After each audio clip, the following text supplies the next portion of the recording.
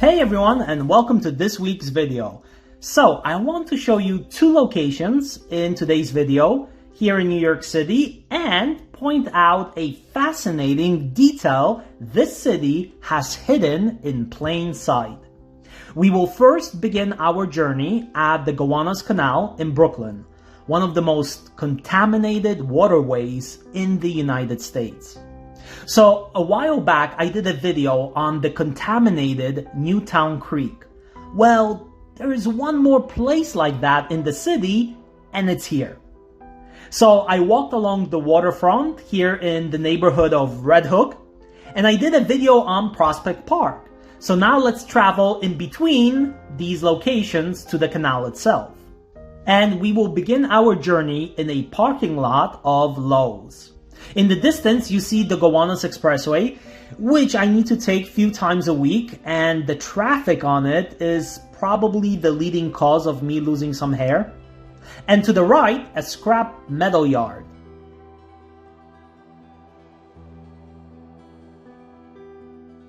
As we turn and now walk along the canal itself, we see a massive viaduct on which the subway travels. Well, not only does it travel through it, but here is also a subway station, the city's highest subway station, Smith and 9th Street, for those of you who like trivia knowledge like this. Below it is the 9th Street Bridge.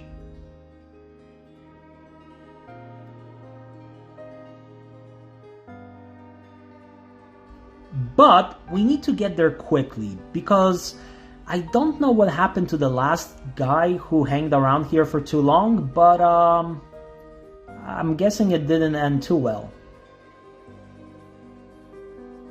So like I said, this is the 9th Street Bridge, which is fairly new and modern as it opened in 1999. So the Gowanus Canal itself was built in the 1860s, and it runs for about 1.8 miles. And for about 100 years or so was a booming industrial location with various factories and plants around it like concrete, chemical plants, and paper mills, all of which added their pollution to the water, not to mention the raw sewage. Just like with the Newtown Creek, so same here, in times of heavy rains, untreated sewage makes its way into the water.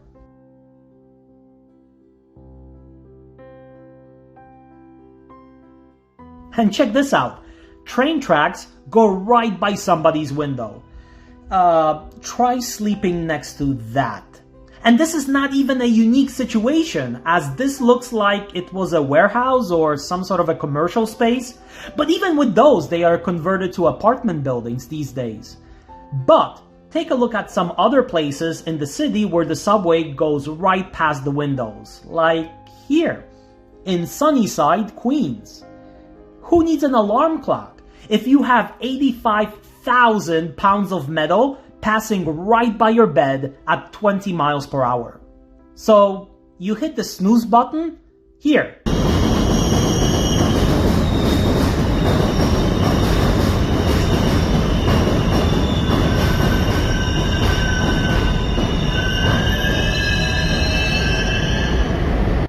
This is the noise that will wake you up.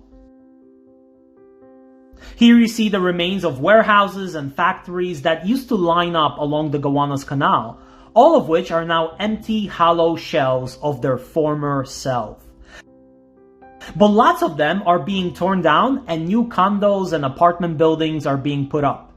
If you walk along the streets here, you will see that there is construction everywhere, and I mean everywhere. Here you even see water being sprayed around the perimeter of the construction zone, so I was able to cool off for a few minutes with a nice gentle mist. But this is done so that debris and dust do not travel into the area and beyond the construction zone. And one way that they can do this is by spraying water on it, and you see the same thing in many scrap yards, for example. But all this construction will probably in the next few years change this area into one of the prime locations in Brooklyn. But that was not the case before. In fact, that was never the case. At the time of the first settlers, this used to be a pretty swampy region, low to the water, hence prone to flooding. Lands like this were generally avoided for building, and the more desired land was uphill. So in this case, it would have been like the neighborhood of Park Slope. Then in the 19th century, the addition of ports, factories, warehouses, sewage drains all added to the area's pollution and diseases. However, by the 1980s, things began to turn around slowly as more people began to move into the cheaper, many times at this point, abandoned buildings, and the area began to slowly re-energize. By the 2000s, everything really took off, including serious efforts to examine the Gowanus Canal and try to clean it up. The Environmental Protection Agency released a report in 2011 which showed high levels of mercury and lead in the water, not to mention coal tar, which is a carcinogen, essentially cancer-causing substance. Currently, the canal is going through a cleanup and it's now easily over $1 billion into it, and everything is behind schedule and over budget. But there are serious problems and reasons for it. Like, even I mentioned, raw sewage is spilled into the canal based on the infrastructure. Therefore, you are trying to clean something which constantly is being polluted more. And secondly, because of chemicals like coal tar or mercury, the cleanup is a slow process, and they need to make sure that the chemicals and the debris at the bottom are not disturbed or moved too much so that the contamination is going to be limited. So we will see how this will shape up going forward. But one thing you do see is the quality of air measuring stations in various locations. Because I'll be honest with you, the deeper you go into the canal, the more it smells and the water looks nastier, like you see here. And here is where we reached our second lift bridge, the 3rd Street Bridge, which opened in 1905, but has been completely restored in the 1980s.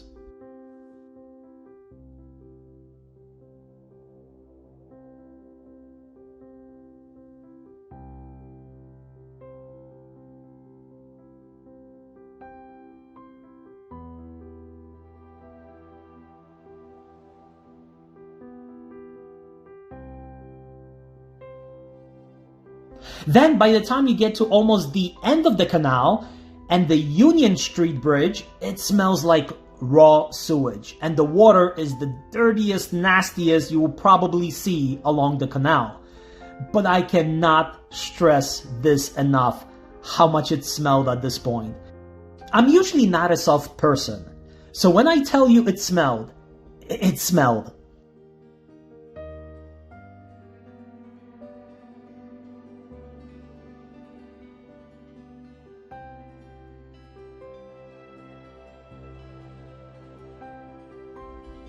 So I hope you found the Gowanus Canal interesting, but believe it or not, it's not actually the main point of this video, because I want to focus on one of the bridges that goes over the Gowanus Canal. So you saw the 9th Street Bridge, the 3rd Street Bridge, and the Union Street Bridge. And now I am leaving the best for last, the Carroll Street Bridge. Why is this bridge so special? Well, because it's a retractable bridge, meaning it opens by sliding to the side, as you see here. Right now, you are looking at it in the open position. This bridge opened in 1889. 1889, that was the year the city was celebrating the centennial of George Washington's inauguration. Kind of weird to think about it, but this bridge is closer in time to the American Revolution and the country being created than it is to us today and this video being recorded. Originally, it was moved by steam engine, but then was replaced by an electric motor.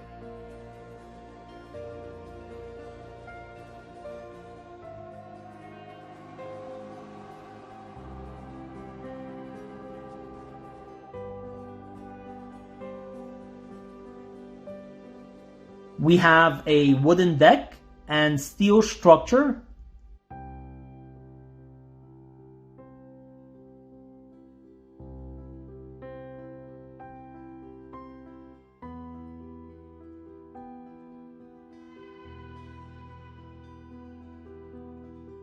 And here was the operator's house. The reason why these retractable, these sliding to the side bridges are so special is because they are very, very rare.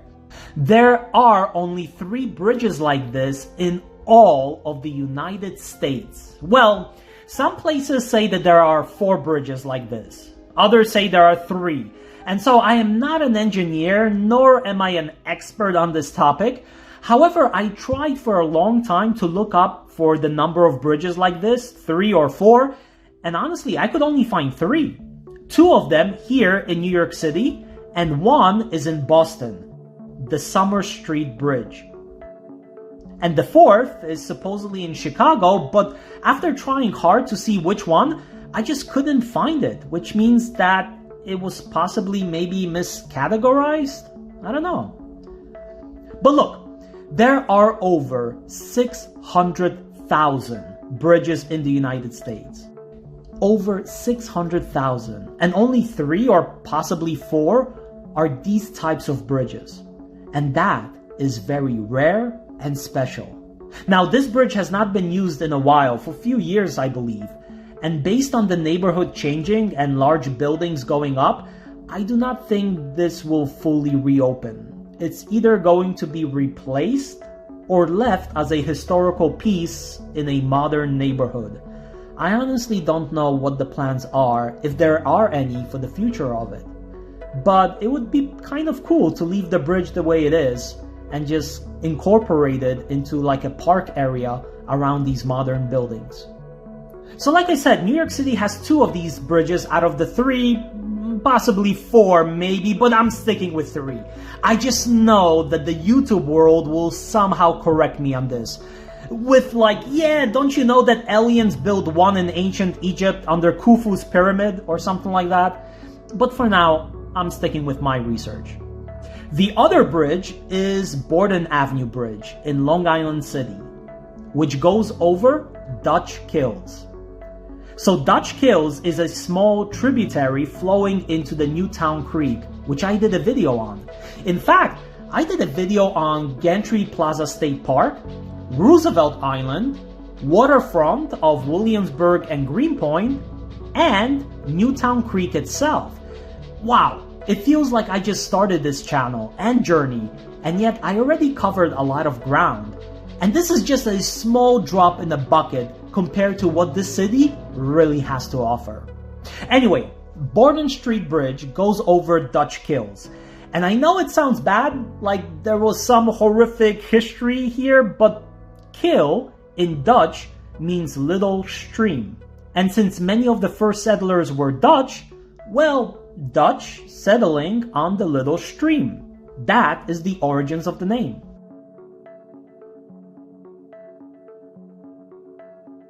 Now, Borden Avenue Bridge was opened in 1908, and you see lots of construction and new buildings rising in this part of the city as well.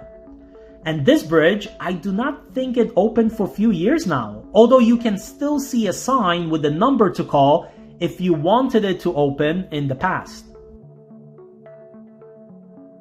Here you see much better how this bridge opens. You see it move to the side, and you see the tracks on which it does so.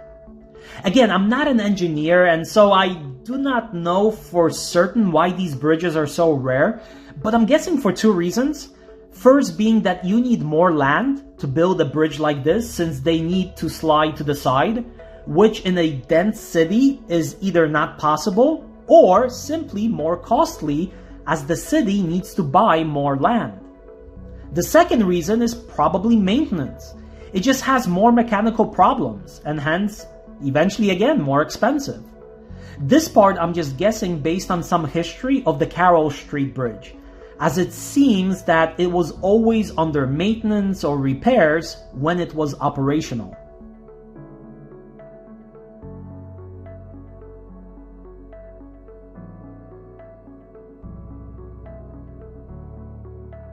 And since I did this for the Gowanus Canal, let me do the same for the Dutch Kills and walk over to the second bridge that runs over it, the Hunters Point Avenue Bridge, which opened in 1910.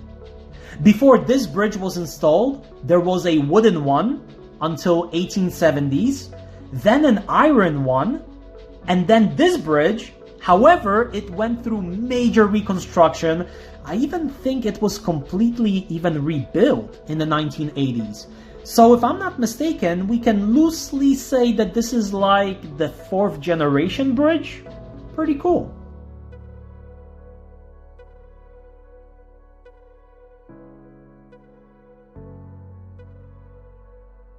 And if you wonder how the end of Dutch Kills looks like, I got you covered. You can see it from this small street. Well, it's more like an alleyway.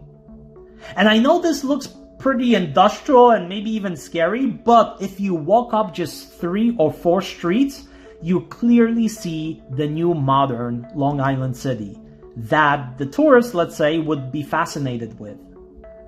And many older buildings that are remaining are for sale. So everything is changing rapidly in the city.